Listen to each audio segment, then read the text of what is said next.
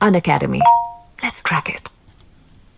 Hello दोस्तों, welcome to Pathfinder. This is Mircha Pandey, आप सबकी करंट अफेयर्स की फैकल्टी। दोस्तों कैसे हैं आप सब लोग? I hope you all are doing very well. आज की इस वीडियो में हम बात करने वाले हैं, हम चर्चा करने वाले हैं आरटीआई के ऊपर, जिसे हम हिंदी में कहते हैं सूचना का अधिकार। आज की इस वीडियो में हम बात करने वाले हैं कि कैसे आरटीआई का ये जो पूरा सफर है इंडिया में कैसे स्टार्ट हुआ, कहाँ स्टार्ट हुआ, और ये जो आरटीआई है फ्रॉम थॉट टू रियलिटी कैसे वो बदला। तो इन सारी चीज़ों के बारे में आज की हम इस वीडियो में करने वाले हैं चर्चा। वीडियो को आगे बढ़ाने से पहले दोस्तों मैं आप सबको बता दूं कि अगर आप एस्पायर कर रहे हैं यूपीएससी के लिए, अपनी आईएएस की जर्नी स्टार्ट करने जा रहे हैं, तो आप हमारे साथ जुड़ करके अपनी जर्नी जो है वो स्टार्ट कर सकते हैं। प्रयागराज में अनअकैडमी आप सबके लिए ला रहा है ऑफलाइन सेंटर। तो अगर आपको 1 लेवल अप अपनी तैयारी करनी है तो आप हमारे साथ जुड़ सकते हैं। हमारा जो फाउंडेशन बैच है 2025-26 का, वो 15 दिसंबर से स्टार्ट होने वाला है, लेकिन आपको खुद को एनरोल करवाना पड़ेगा, जो कि आपको 30 नवंबर के पहले पहले करवा लेना है। ऑल्सो हम आपको प्रोवाइड कर रहे हैं एक बहुत ही बढ़िया ऑफर जिसका नाम है अर्ली बर्ड ऑफर, जो कि हमारे फर्स्ट 100 स्टूडेंट्स को मिलने वाला है 40% ऑफ उनके ओवरऑल फीस पे। नीचे यहाँ पे दिया गया है नंबर, अगर आपको कोई भी डाउट है तो आप इस नंबर पे भी कॉल कर सकते हैं। ऑल्सो आप हमारा ऑफलाइन जो सेंटर है उसे विजिट कर सकते हैं। प्रॉपर एड्रेस जो हमारा है प्रयागराज के सेंटर का नीचे आपको यहाँ पे दिख रहा होगा। अगर आप दिल्ली में, अगर हमारे जो ऑफलाइन सेंटर है जैसे मुखर्जी नगर में या फिर करोल बाग में, अगर आप वहाँ जाते हैं और वहाँ पे आप अगर 30 नवंबर से पहले पहले अगर एनरोलमेंट करवाते हैं तो आपको ओवरऑल पे 35% का एडिशनल ऑफ जो है वो मिलने वाला है। So it's a very big offer जो कि आप क्या कर सकते हैं, अवेल कर सकते हैं। ठीक है, अगर आपको कोई भी सब्सक्रिप्शन लेना है तो आप क्या कर सकते हैं, मेरा जो कोड है वो यूज़ कर सकते हैं, दैट इज़ RP10। ठीक है, जिसपे कि आपको 10% का ऑफ जो है वो मिल जाएगा। इस वीडियो के डिस्क्रिप्शन में आप देखोगे एक गूगल फॉर्म है। ठीक है, उस गूगल फॉर्म को ज़रूर ओपन करें और उस गूगल फॉर्म को ज़रूर से ज़रूर भरें। ठीक है, ये गूगल फॉर्म जो है आप सबके लिए है कि एनी क्वायरी, ठीक है, कोई भी इंक्वायरी आपको करनी है यूपीएससी से रिलेटेड, कोर्स से रिलेटेड, ठीक है, सब्सक्रिप्शन से रिलेटेड, तो आप इस फॉर्म को भर सकते हैं। ऑल्सो एक काउंसलिंग फॉर्म भी है आप सबके लिए, तो काउंसलिंग फॉर्म भी अगर आप भरना चाहो तो आप इस फॉर्म को भी भर सकते हैं। अगर आप हमसे कनेक्ट होना चाहते हैं तो टेलीग्राम हमारा एक चैनल है, उस टेलीग्राम चैनल पे दोस्तों आप हमसे कनेक्ट हो सकते हैं, जिसपे कि क्लास की पीपीटी, पीडीएफ और जितने भी हमारे जो टाइमिंग्स वगैरह से रिलेटेड इश्यूज आते हैं, ठीक है, आप वहाँ पे आपको सारे जो अपडेट्स हैं मिलते जाएंगे। कम्युनिटी पोस्ट हमारा है, आप हमारे कम्युनिटी पोस्ट से भी हमसे जुड़ सकते हैं, जिसमें कि रेगुलर हम इंपॉर्टेंट चीज़ें पोस्ट करते रहते हैं। ऑल्सो कोई भी क्विज हो गया, ठीक है, यूपीएससी से रिलेटेड कोई भी ऑफर हो गया तो भी वो आपको वहाँ पे अपडेट मिल जाएगा। ये हो गया सारा ऑफर से रिलेटेड। वापस से आते हैं और स्टार्ट करते हैं अपनी आरटीआई की जर्नी को। आरटीआई जिसको हम कहते हैं सूचना का अधिकार, है ना, सूचना का अधिकार। अगर हम बात करें तो इंफॉर्मेशन, ठीक है, जो सूचना है वो एक डेमोक्रेसी के लिए क्या एक्ट करती है दोस्तों, ऑक्सीजन की तरह वो काम करती है। अब ये मैं ऑक्सीजन की तरह क्यों कह रही हूँ, मान लीजिए कि आप अपनी कंट्री में रह रहे हैं, लेकिन आपकी कंट्री में क्या हो रहा है, कैसे हो रहा है ना, क्यों हो रहा है, आपको कोई भी खबर नहीं है, कोई भी अवेयरनेस आपके अंदर है ही नहीं। ठीक है, तो आप अपनी कंट्री के अफेयर्स में एक मीनिंगफुल पार्टिसिपेशन कैसे कर पाओगे, है कि नहीं। तो अगर आपको कुछ भी सूचना रहेगी ही नहीं आपके पास, कोई भी इंफॉर्मेशन रहेगा ही नहीं आपके पास, तो एक तरीके से आप सिर्फ क्या बोल सकते हैं कि बस रह रहे हो आप सोसाइटी में और बस आपका यही है कि आप अपने डेली चोर्स जो है वो कर रहे हो और बस आप सोसाइटी में बस एग्जिस्ट कर रहे हो, है ना। लेकिन आपके पास अपने कंट्री से रिलेटेड, आपकी कंट्री में हो क्या रहा है, आपकी कंट्री के आसपास क्या हो रहा है, ठीक है, आपको कोई भी इंफॉर्मेशन नहीं रहेगी, तो एक मीनिंगफुल पार्टिसिपेशन जो है आपका वो नहीं हो पाएगा। And that is why we say कि एक इंफॉर्मेशन जो है डेमोक्रेसी के लिए ऑक्सीजन की तरह एक्ट करता है। तो चलिए स्टार्ट करते हैं अपनी आरटीआई की जर्नी को। आरटीआई की जर्नी दोस्तों सबसे पहले आपको देखने को मिला होगा कि ये जो जर्नी है ये राजस्थान के एक छोटे से गांव से शुरू हुई थी। ठीक है, इसके पहले 1975 से जो सुप्रीम कोर्ट के कुछ अपडेट्स जो है वो आते रहते थे इंफॉर्मेशन से रिलेटेड। इसके बारे में मैं एक अलग पूरा वीडियो बना दूंगी जिसमें कि सारे वो इंपॉर्टेंट केसेस होंगे, लैंडमार्क, जिसमें कि बताए गए हैं इंफॉर्मेशन से रिलेटेड सुप्रीम कोर्ट ने क्या कहा है। लेकिन इस वीडियो में मेजरली हम बात कर रहे हैं कि इंडिया में आरटीआई की शुरुआत कहां से हुई थी। ठीक है, तो शुरुआत अगर आप मानोगे तो एक तरीके से जो आरटीआई का वॉर जो है जो स्टार्ट हुआ था वो राजस्थान के छोटे से गांव में स्टार्ट हुआ था। ठीक है, जहां पे जो डेली वर्कर्स थे जो कि काम कर रहे थे उनको वहां की लोकल अथॉरिटीज जो थी उनको वो मिनिमम जो उनको पैसे मिलते थे वो देने से उन्होंने मना कर दिया था।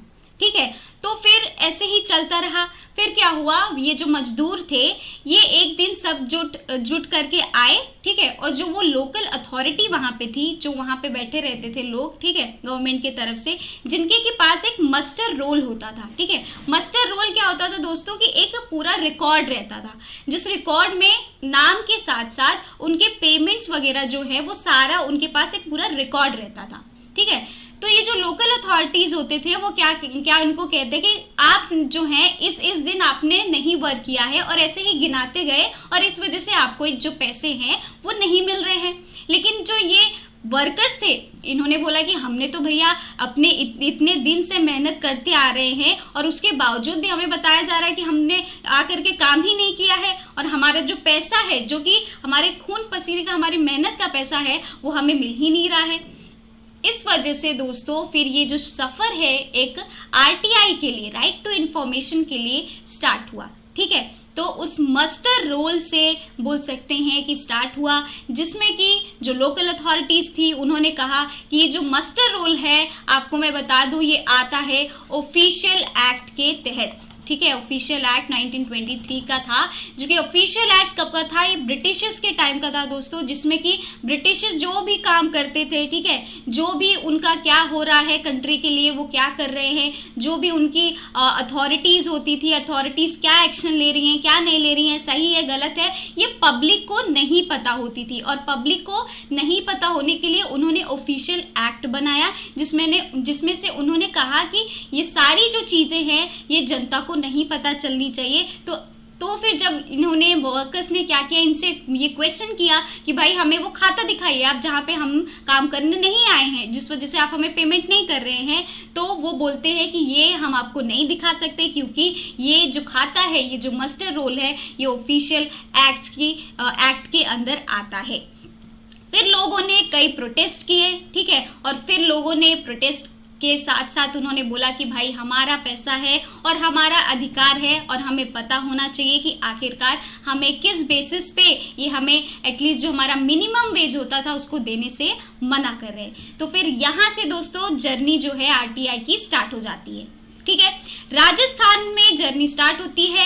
फिर क्या होता है, धीरे धीरे जर्नी जो है ये आगे बढ़ती है और फिर कई सारे सोशल एक्टिविस्ट जो होते हैं वो क्या करते हैं, इस जर्नी में मिलते जाते हैं, जैसे कि अरुणा राव हो गई, ठीक है, शंकर जो सिंह है, निखिल दे हो गए। तो ये सब धीरे धीरे क्या हुए दोस्तों, इस जर्नी में जुड़ते गए।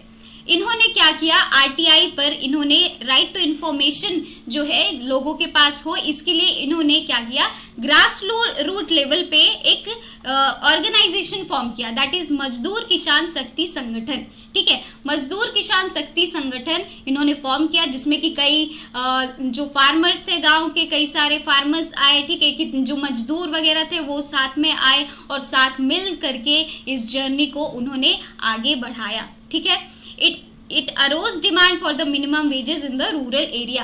ठीक है, फिर क्या होता है, जब ये साथ जुट करके आए तो उस समय ना सुनवाई होती थी। ठीक है, जन सुनवाई। तो दोस्तों उस समय ना जन सुनवाई काफी पॉपुलर था। ठीक है, जन सुनवाई क्या होता था, जो गवर्नमेंट के तरफ से जो ऑफिशियल्स होते थे और जो जनता होती थी उनके बीच में एक इफेक्टिव कम्युनिकेशन होता था, ठीक है, एक वार्तालाप होता था, बातचीत होती थी, जिसमें कि वो क्या करते थे, जो भी लोगों की परेशानियां होती थी, ठीक है, जो भी उनके मुसीबत होते थे वो सारे वो सुनते थे।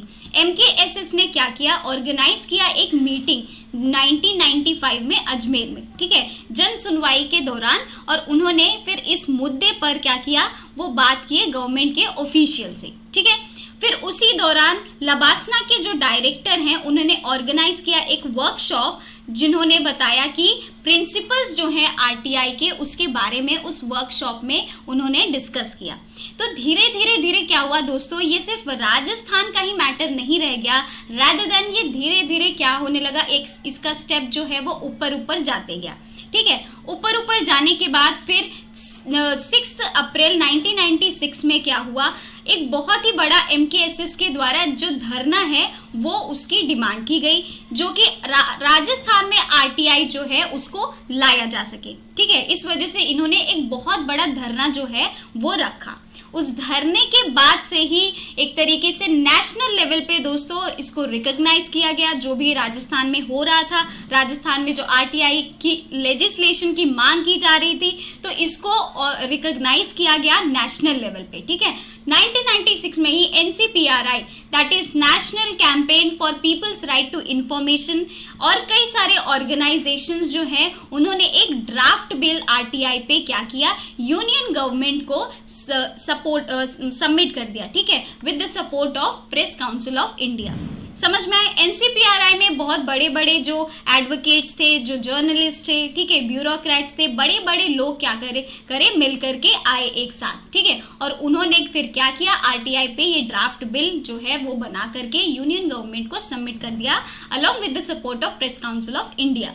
फिर जो गवर्नमेंट है वो इस पे एक्शन लेती है और अपॉइंट करती है एक वर्किंग कमिटी 1995 में, ठीक है। वर्किंग कमिटी का नाम होता है शौरी कमिटी, क्योंकि HD जो शौरी होते हैं उनके नाम पे ये कमिटी बनती है, क्योंकि वो इस कमिटी को लीड करते हैं, ठीक है। HD शौरी दोस्तों फॉर्मर ब्यूरोक्रेट होते हैं और वो कंज्यूमर राइट्स जो है उसके कैंपेनर होते हैं, ठीक है। तो इस वजह से इनको क्या बनाया गया, इस कमिटी को लीड करने के लिए इनको दिया गया और इनके ही नाम पे इस कमिटी को रखा गया, that is Shourie committee. Shourie committee government क्या करती है दोस्तों, HD शौरी कमेटी को इस ड्राफ्ट बिल को रेफर कर देती है और उस कमेटी को कहती है कि आप जल्द से जल्द इस पे एक प्रॉपर रिपोर्ट बना करके हमें तैयार करके दीजिए।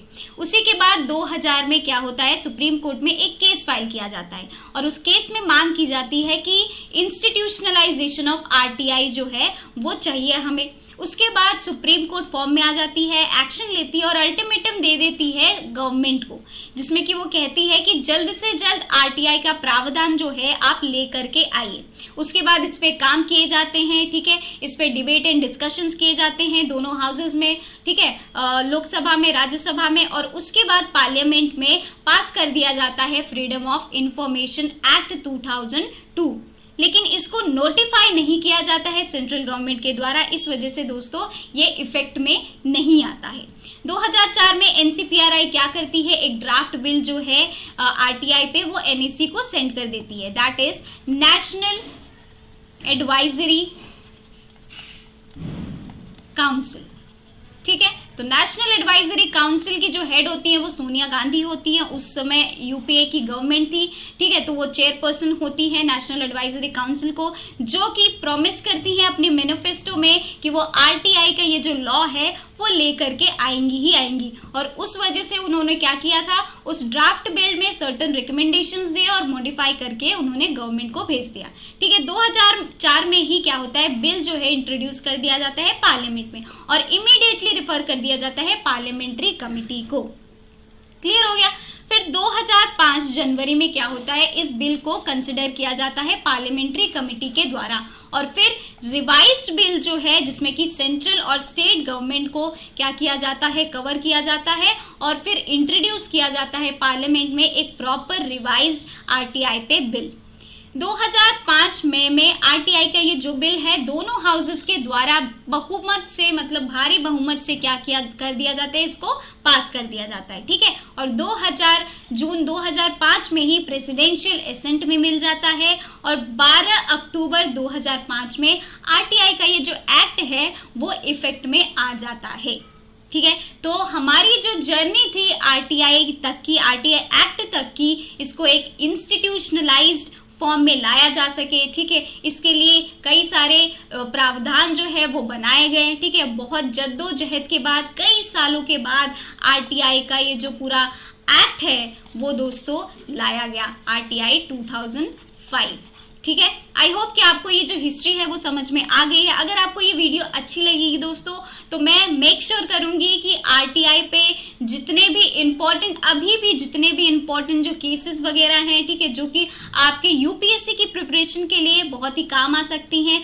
ऑल्सो जो हमारी लीगल फाउंडेशन है आरटीआई पे, उन पे भी मैं आप सबके लिए एक वीडियोस जो है वो लाते रहूंगी, सो दैट आपका एक क्विक रिवीजन और आपको भी आरटीआई से रिलेटेड जितनी भी प्रॉब्लम्स है वो दूर हो जाए, ठीक है। प्लीज कमेंट करके बताइए कि आखिरकार आपको क्या लीगल प्रोविजंस वगैरह, ठीक है, जो भी लैंडमार्क केसेस हैं हमारे आरटीआई पे, क्या आपको ये सारी चीजें चाहिए, सो दैट कि मैं उस पर वीडियो बना सकूं, ठीक है।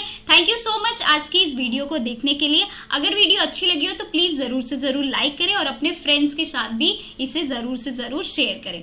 ऑल्सो आप सबके लिए एक क्वेश्चन है, ठीक है, आप ये बताएंगे मुझे कि सबसे पहला केस कौन सा था जिसमें कि बात की गई थी कि हम, जो हमारी गवर्नमेंट है, हमारी इंडिया की गवर्नमेंट है, वो क्या है, पब्लिक की एजेंसी है, ठीक है। तो जितने भी ट्रांजैक्शंस हो रहे हैं, ठीक है, इंडिया में पब्लिक के लिए जितने भी उनके लिए चीज़ें हो रही हैं, तो उनके लिए ज़्यादा से ज़्यादा ओपननेस उस इंफॉर्मेशन के रिगार्डिंग होनी चाहिए। तो ये किस लैंडमार्क केस में कहा गया था, तो ये आप मेरे को क्या करोगे, कमेंट करके बताओगे, ठीक है।